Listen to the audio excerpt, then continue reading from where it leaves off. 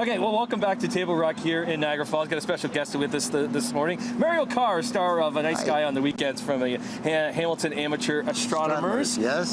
In the Falls for the big day. How excited are you? I'm very excited. I can't get over this. This is the first time I ever will experience a total eclipse. First time ever? First time ever, so now believe it or not. In the past, have you wanted to travel to go see it, or? You know, I wanted to, but on the day of, I'm not going to fight those crowds, right? Right. So, but this time, it's unbelievable. I can't believe it's going to happen right in Niagara Falls, Southern Ontario.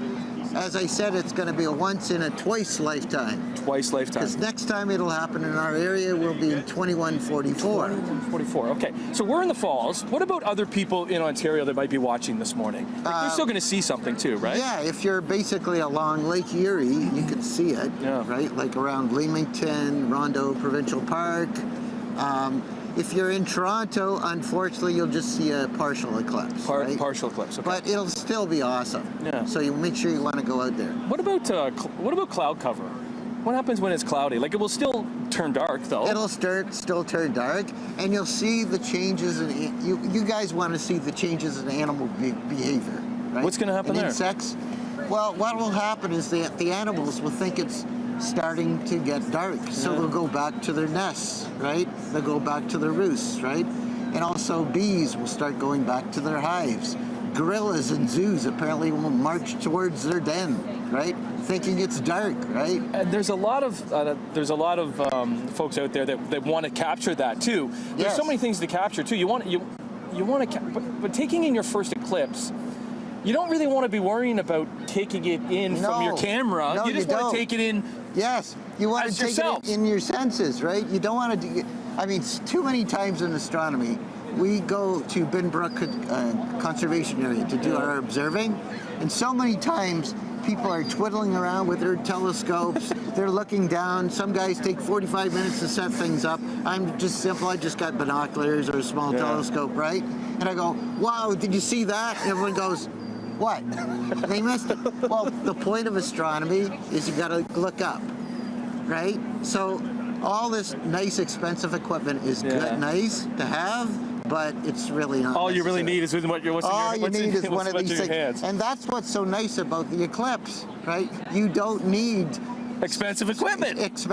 All you need is your two eyeballs. Make sure you preserve them by wearing these things, right? Can I ask something like a nerdy kind of astronomer question? Oh, I love nerdy questions. Okay, so you have the moon, that's way smaller than the sun. Yes. So how can the moon cover the sun? Well, what's basically happening is that the moon is on an elliptical orbit. Yeah. Okay, so sometimes it's further from the Earth, sometimes it's closer to the Earth. So when it's closer to the Earth and it lines up with the sun, and it covers, even though it's much smaller, because it's closer to us, it seems bigger. Okay, so at that point it'll cover the sun completely. At that point you have a total eclipse, right? When it's a little bit smaller, when it's on the other side of the eclipse, when it's a little bit smaller and it covers the sun, you get what they call an angular eclipse. So basically you'll see that ring of fire around the moon. What are your emotions going to be when it happens?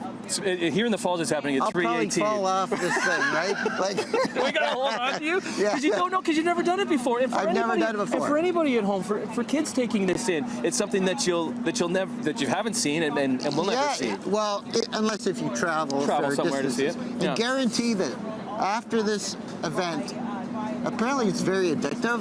So there'll be a lot of people. It's better than drugs. So some people will. Right. Yeah. So some people will be eclipse chasers. Well, I guarantee probably 1% of the people watching this. Our good friend Bill Coulter from CP24, right beside us, he went in 2017 and saw it like down just outside of Nashville. Yeah. And he got hooked on it too. Yeah. Right. And you get hooked on it, and he's so happy that it's here. You know what I mean? Yeah. So there could be so many people out there watching today that get hooked on it and will travel to the next. And some of my friends from the astronomy club, Sue and Matt, they went down to Waco, Texas, thinking that would be the best place to be. They have something like 4 minutes of totality down there, but the weather's going to be really bad. So they came back after, driving. So they did come back. They came back, and now they're actually out in the eastern townships in Quebec, because apparently New Brunswick and Quebec are going to have the best viewing. Well, listen, have fun.